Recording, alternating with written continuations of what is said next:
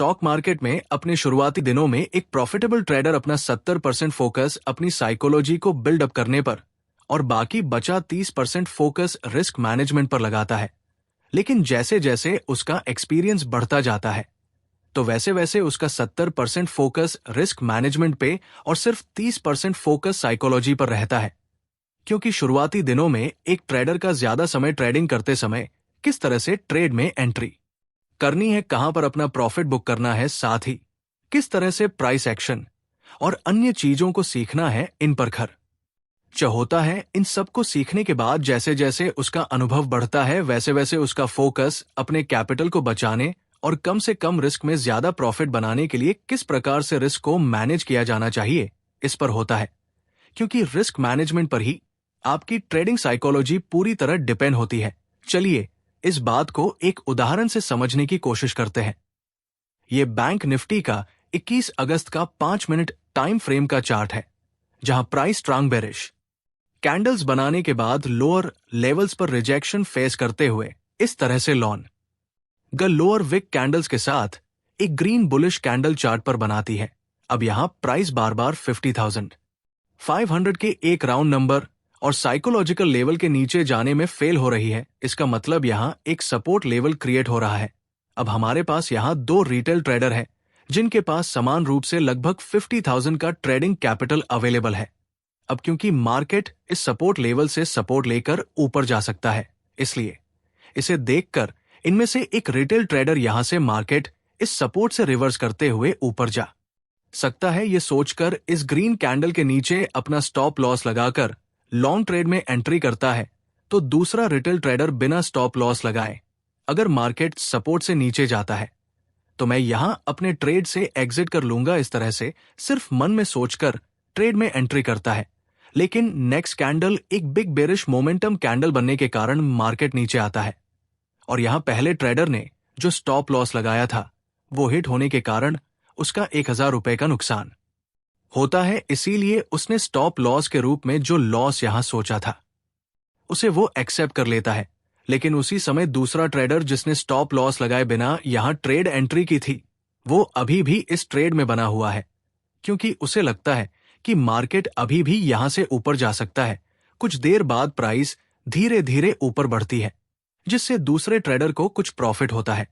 लेकिन थोड़ी ही देर में प्राइस फिर से रिवर्स करते हुए एक बिग बेरिश मोमेंटम कैंडल बनाकर तेजी से नीचे जाने के कारण और टाइम के साथ थीटा डिके होने से उसके ऑप्शन का प्रीमियम बहुत तेजी से कम होता है, जिससे अपने लॉस को बढ़ता हुआ देखकर वो पैनिक में आकर अपने ट्रेड से एग्जिट हो जाता है। अब पहले ट्रेडर के लॉस के मुकाबले दूसरे ट्रेडर का लॉस डबल से भी ज्यादा हो जाता है। यहां प्रॉपर रिस्क मैनेजमेंट को फॉलो करने के कारण पहले ट्रेडर का लॉस लिमिटेड होता है और ये लॉस उसे पहले से ही पता होने के कारण इसका कुछ भी बुरा असर उसकी साइकोलॉजी पर नहीं पड़ता। लेकिन इसके विपरीत दूसरे ट्रेडर ने किसी भी रिस्क मैनेजमेंट को ना फॉलो करते हुए ट्रेड करने के कारण उसका लॉस भी बढ़ा होता है। साथ ही इसका बहुत बुरा असर उसकी ट्रेडिंग साइकोलॉजी पर भी होता है। अब यहां पहले ट्रेडर का अपने कैपिटल पर एक ट्रेड में सिर्फ 1,000 रुपए का यानी कि 2% का नुकसान हुआ है। लेकिन दूसरे ट्रेडर की गलती के कारण उसका 3,000 रुपए का यानी कि अपने टोटल कैपिटल पर लगभग 6% का नुकसान हुआ है। अब देखने में तो ये छोटा लॉस है, लेकिन अगर ये दोनों ट्रेडर एक दिन में इस तरह से लगातार 3 बार लॉस करते हैं तो पहला ट्रेडर अपने टोटल कैपिटल पर 6% का यानी कि 3,000 रुपए का लॉस करेगा, तो दूसरा ट्रेडर 3 ट्रेड में कुल मिलाकर 8% यानी कि लगभग 9,000 या फिर उससे ज्यादा का लॉस कर सकता है, जो कि उसके टोटल कैपिटल के हिसाब से बहुत बड़ा लॉस है, जिस कारण इसे रिकवर करना बहुत ही मुश्किल काम है। साथ ही इस लॉस के कारण दूसरे ट्रेडर का जो साइकोलॉजिकल लॉस हुआ है वो इस कैपिटल लॉस से भी बहुत बड़ा है। लेकिन अब सवाल ये आता है कि हम अपनी साइकोलॉजी को स्ट्रांग करने के लिए किस तरह से अपनी रिस्क को मैनेज कर सकते हैं। चलिए इसके बारे में जानते हैं।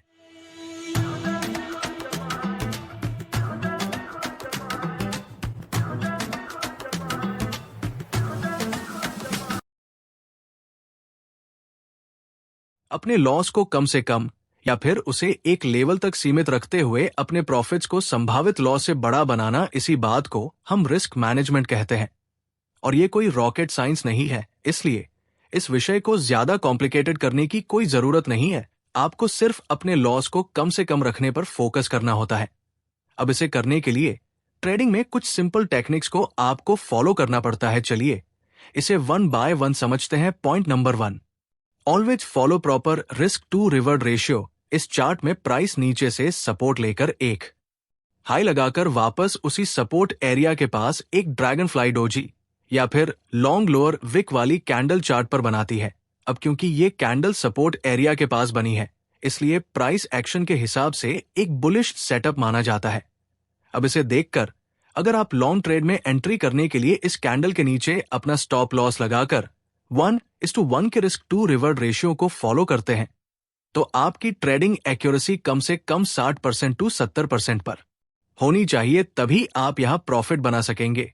इसका मतलब अगर आपके पिछले 10 ट्रेड में से कम 6 या फिर 7 ट्रेड में आपको प्रॉफिट हुआ है, तो आपकी ट्रेडिंग एक्यूरेसी 60% टू 70% पर है। यहां जितने पॉइंट का स्टॉप लॉस लगा है, उतने ही पॉइंट्स का प्रॉफिट टारगेट सेट किया है। इसीलिए ये 1:1 रिस्क टू रिवॉर्ड रेशियो का ट्रेड सेटअप है। ट्रेडिंग की भाषा में ये सबसे खराब रिस्क टू रिवॉर्ड रेशियो माना गया है। इस तरह के ट्रेड सेटअप का इस्तेमाल ज्यादातर वो ट्रेडर्स करते हैं जो बहुत समय से प्रॉफिटेबल है और जिन्हें ट्रेडिंग का बहुत अच्छा एक्सपीरियंस और नॉलेज है, क्योंकि इस तरह के सेटअप में आपको ट्रेड एंट्री और एग्जिट के बहुत फास्ट डिसीजंस लेने पड़ते हैं। इसलिए अगर आप एक बिगिनर ट्रेडर है तो इस रिस्क टू रिवॉर्ड रेशियो का इस्तेमाल ना करें। लेकिन इसी सेम चार्ट पर अगर आप 1:2 के रिस्क टू रिवॉर्ड रेशियो का टारगेट रखते हुए ट्रेड एंट्री करते हैं, तो ये सबसे फायदेमंद ट्रेड सेटअप होता है, क्योंकि इस सेटअप में अगर आपकी ट्रेडिंग एक्यूरेसी सिर्फ 40% पर है, या यानी कि आपके 10 में से सिर्फ 4 ट्रेड में भी अगर आप प्रॉफिट टारगेट को हिट करते हैं, तो भी आप एट दी एंड में प्रॉफिट में ही क्लोज करने वाले हैं, क्योंकि यहां जितने पॉइंट्स का स्टॉप लॉस लगा है उससे डबल पॉइंट्स का प्रॉफिट टारगेट है। अगर आपको ट्रेडिंग शुरू करे हुए कुछ ही महीने हुए हैं और आपका कैपिटल भी कम है, तो आप इस रिस्क टू रिवॉर्ड रेशियो का इस्तेमाल करके बहुत अच्छा प्रॉफिट बना सकते हैं। इस सेटअप का इस्तेमाल करके आप ओवर ट्रेडिंग से भी अपने आप को बचा सकते हैं। इसलिए किसी भी ट्रेड में एंट्री करने से पहले आप उस ट्रेड में कितने पॉइंट्स का या फिर अपने कैपिटल पर कितने % का लॉस लेने के लिए तैयार है, इसे सोचना पड़ता है। अगर आपका टॉप लॉस आपके प्रॉफिट टारगेट से बड़ा है, तो इस तरह के ट्रेड सेटअप में एंट्री करने से आपको हमेशा बचना चाहिए। चलिए अब अगले टॉपिक में हम पिरामिडिंग ऑफ क्वांटिटी या फिर एवरेज अब कैसे करते हैं, साथ ही अपनी पोजीशन साइज को किस तरह मैनेज करना है, ये जानते हैं। ये निफ्टी 50 का 16 अगस्त का 5 मिनट टाइम फ्रेम का चार्ट है। यहां मार्केट गैप अप ओपन होने के बाद इस तरह से नीचे आने लगता है और अपने प्रीवियस डे के स्विंग हाई के साथ ही 24,200 इस लेवल के आसपास आकर इस तरह से एक लॉन्ग लोअर विक वाली रिजेक्शन कैंडल को फॉर्म करता है। अब क्योंकि मार्केट यहां इस सपोर्ट लेवल के पास ट्रेड कर रहा है और यहां एक रिजेक्शन कैंडल भी चार्ट पर बनी है, इसका मतलब यहां प्राइस में रिवर्सल आने की संभावना है। जैसे ही चार्ट पर एक ग्रीन बुलिश कैंडल पिछली रिजेक्शन कैंडल के ऊपर क्लोज करती है, तो ये एक ट्रेड कंफर्मेशन का सिग्नल मानते हुए आप यहां इस सपोर्ट एरिया के नीचे अपना स्टॉप लॉस लगाकर डे हाई तक का प्रॉफिट टारगेट रखते हुए लॉन्ग ट्रेड में एंट्री कर सकते हैं। अब मान के चलते हैं कि आपका ट्रेडिंग कैपिटल 1 लाख रुपए है और इस ट्रेड में आपने ज्यादा से ज्यादा 5,000 का रिस्क लेने का मन बना लिया है और उसी हिसाब से अपने स्टॉप लॉस को यहां नीचे सेट किया है। अब क्योंकि यहां मार्केट हायर पॉइंट से तेजी से नीचे गिरते हुए आ रहा है, इसलिए यहां पर मार्केट के रिवर्स होने के चांसेस 50-50 हो सकते हैं। इसका मतलब ये एक लो प्रोबेबिलिटी ट्रेड सेटअप है, इसलिए किसी हाई प्रोबेबिलिटी सेटअप में अगर आप 10 लॉट से ट्रेड में एंट्री करते हैं, तो आप यहां उससे 50% क्वांटिटी का इस्तेमाल कर सकते हैं, यानी कि 5 लॉट से एंट्री कर सकते हैं। कुछ देर तक ऊपर जाने के बाद प्राइस जैसे ही धीरे धीरे नीचे आने लगती है, तो उस समय अगर आप अपनी पूरी क्वांटिटी यानी कि 10 लॉट से अगर यहां एंट्री करके बैठे होते, तो आपका लॉस भी उसी हिसाब से होने लगता, जिसे देखकर मोस्ट ऑफ द टाइम आप यहां इस बेरिश कैंडल के बाद ही अपने ट्रेड से एग्जिट कर लेते, क्योंकि आपका लॉस इस पॉइंट तक आते आते लगभग 3000 के आसपास हो चुका है, जो कि 5000 से थोड़ा सा ही दूर है। इसलिए इसे देखकर आपका माइंडसेट और आपकी साइकोलॉजी 5000 में से बाकी बचे 2000 रुपए को बचाने के लिए जैसे ही लॉस 3000 तक पहुंचता है, आपको इस ट्रेड से एग्जिट करने का सिग्नल देती है और आप उसी तरह रिएक्ट करते हुए स्टॉप लॉस हिट होने से पहले ही ट्रेड से एग्जिट कर लेते हैं। अगर आपके साथ भी ऐसा होता है या फिर इसके पहले कभी हुआ है तो कमेंट में जरूर बताएं। अब इस तरह के सिचुएशन से निपटने के लिए आप यहाँ क्वांटिटी पिरामिडिंग या फिर ट्रेड एवरेज अप इस टेक्निक का इस्तेमाल कर सकते हैं। आपके हिसाब से ये एक लो प्रोबेबिलिटी सेटअप है, इसीलिए आप इस कैंडल के बाद अपनी पूरी क्वांटिटी से एंट्री ना करते हुए सिर्फ 50% क्वांटिटी से यानी कि 5 लॉट से यहां लॉन्ग ट्रेड में एंट्री कर सकते हैं। यहां आपका प्रॉफिट टारगेट और स्टॉप लॉस दोनों पिछली बार की तरह ही रहने वाले है, सिर्फ आपकी लॉट साइज कम हो चुकी है। अब जैसे ही प्राइस आपके अगेंस्ट जाकर इस तरह से नीचे आती है तो यहां इस पॉइंट पर आपको 1500 तक का ही लॉस दिखने लगेगा, जो कि पिछले 3000 के मुकाबले बहुत कम है। क्योंकि यहां आपका लॉस आपके कंट्रोल में है, इसलिए इसे देखकर आपकी साइकोलॉजी पर कोई भी इफेक्ट नहीं होगा, जिससे आप शांति से बैठकर अपने स्टॉप लॉस को होल्ड कर सकेंगे और इस ट्रेड से एग्जिट करने की आपको कोई जल्दबाजी भी नहीं होगी। कुछ देर बाद प्राइस फिर से ऊपर जाते हुए चार्ट पर एक स्ट्रॉन्ग बुलिश मोमेंटम कैंडल बनाती है, लेकिन हमें यहां अपनी बाकी बची क्वांटिटी को एंटर नहीं करना है, क्योंकि इस तरह की मोमेंटम कैंडल्स को मार्केट में रिटेल ट्रेडर्स को ट्रैप करने के लिए ही बनाया जाता है। इसलिए हम यहां थोड़ी देर के लिए इंतजार करेंगे। कुछ देर तक प्राइस इस कैंडल के ऊपर ट्रेड करते हुए इस तरह से एक bullish engulfing candle stick pattern chart पर बनाती है, जो कि एक स्ट्रांग बुलिश सेटअप होता है। अब इस कैंडल के ऊपर आप अपनी बाकी बची क्वांटिटी को यहां ऐड कर सकते हैं। अब मार्केट ने ऑलरेडी हमें यहां अच्छा प्रॉफिट दिखाया है, इसीलिए अब हमें अपने स्टॉप लॉस को नीचे से ऊपर शिफ्ट करते हुए अपनी पिछली एंट्री के थोड़ा ऊपर लाकर रखना है। अब अगर मार्केट यहां से ऊपर जाने के बजाय नीचे जाते हुए अपने स्टॉप लॉस को भी हिट करता है तो आपको यहां इस ट्रेड में बड़ा लॉस नहीं होने वाला है, क्योंकि हमने अपने स्टॉप लॉस को ऊपर शिफ्ट किया है। इसलिए हमारा लॉस अब हमारे कंट्रोल में है। जैसे ही मार्केट ऊपर जाते हुए हमारे प्रॉफिट टारगेट को हिट करता है तो आप चाहे तो यहां अपनी पूरी क्वांटिटी को एग्जिट कर सकते हैं, नहीं तो अपनी पूरी क्वांटिटी में से 70% क्वांटिटी को यहां पर बुक करके बाकी बची क्वांटिटी को और बड़े प्रॉफिट टारगेट के लिए होल्ड कर सकते हैं। अगर इस टेक्निक को आप लगातार प्रैक्टिस करते हैं तो आपको अपने विनिंग ट्रेड को होल्ड करने में आसानी होगी और आपका लॉस कम होने के कारण आपकी साइकोलॉजी भी पहले से अधिक स्ट्रांग बन जाएगी। लेकिन बहुत से ट्रेडर्स का कहना है कि इससे हमें ज्यादा ब्रोकरेज पे करना होगा।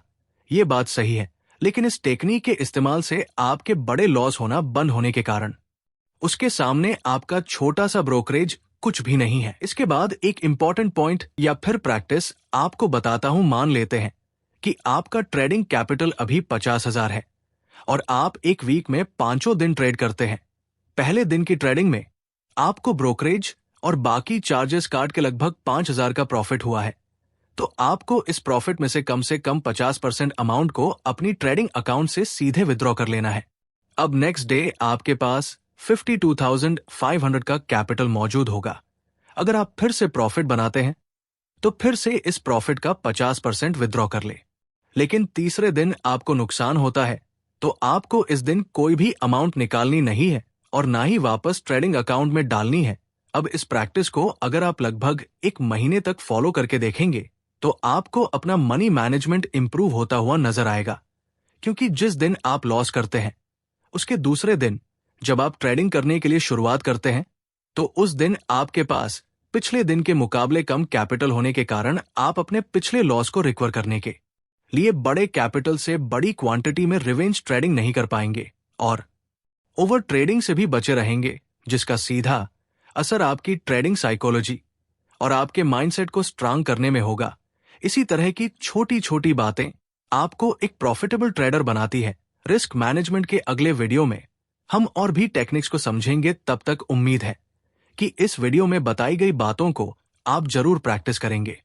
आर के बुल्स इस यूट्यूब चैनल और इंस्टाग्राम के अलावा हमारा कोई भी टेलीग्राम चैनल या फिर पेज नहीं है। कुछ लोग हमारे नाम से फेक अकाउंट बनाकर हमारे ही वीडियोस का इस्तेमाल करके आपको बेवकूफ बना सकते हैं। कृपया इन फ्रॉड लोगों से सावधान रहें।